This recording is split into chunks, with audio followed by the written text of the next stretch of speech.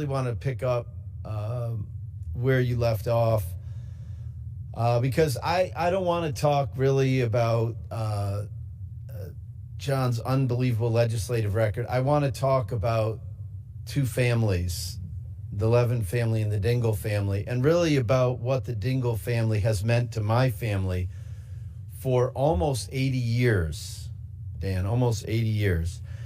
My dad has been interviewed about this and asked, and my Uncle Carl, but my dad has not revealed really the beginning of his relationship with the Dingells. And that's about John's dad, John Dingell Sr. My father, Sander Levin's first political memory, aside from listening to fireside chats all around the living room radio coming from President Roosevelt, is of campaigning for John Dingell Sr. in his knickers. My dad would have been maybe 10 years old. So this is going back to the late 1930s or the early 1940s. And then in 1946, I think, John Dingell Sr. recommended to President Harry Truman that he appoint a lawyer named Theodore Levin to the Eastern District of Michigan to be a federal judge. And Harry Truman did that. And I was looking at the record. With all the time things take these days, Dan, the president nominated Uncle Ted on July 3rd, and he was sitting on July 27th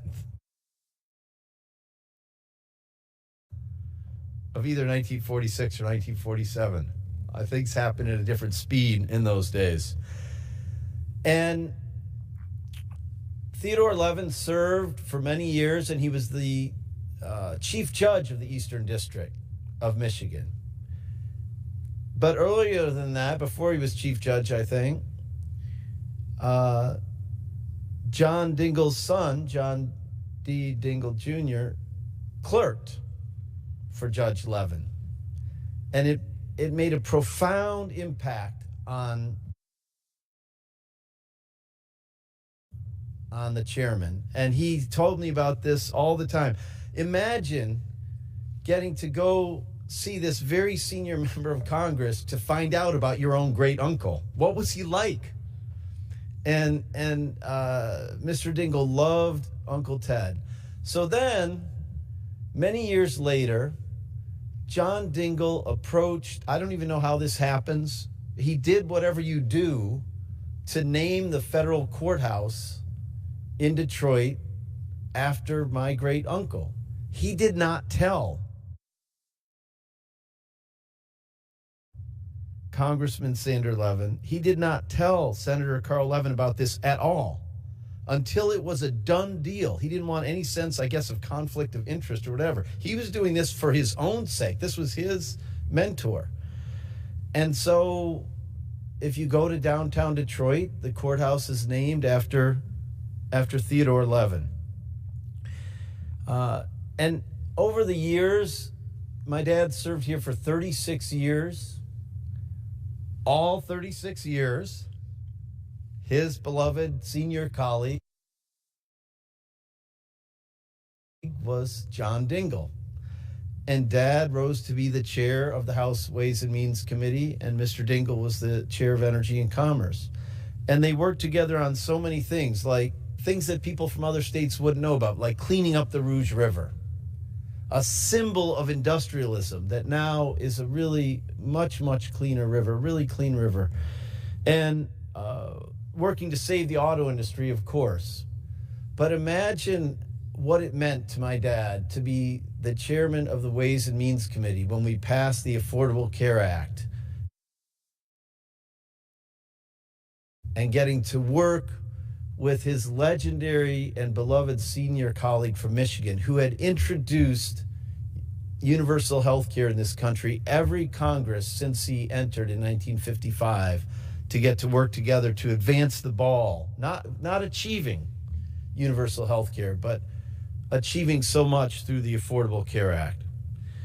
So I don't know how to say goodbye to Mr. Dingell.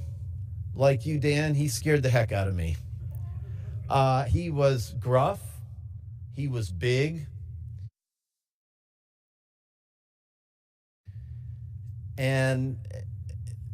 But for the sparkle in his eye, I'm not sure I would have even approached him. But he was always willing to sit down. No matter how big and powerful he was always willing to listen.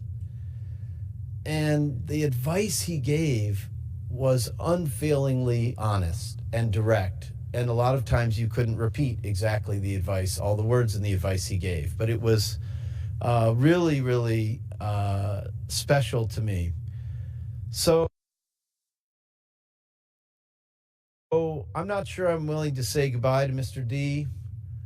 I'll just say Godspeed to someone who, to me, will always be the Dean of the House and represent what this body is supposed to be. Down to earth and sophisticated at the same time, highly principled and expert at making the sausage. This is the people's house, and John Dingell was the people's representative. I yield back. Thank you.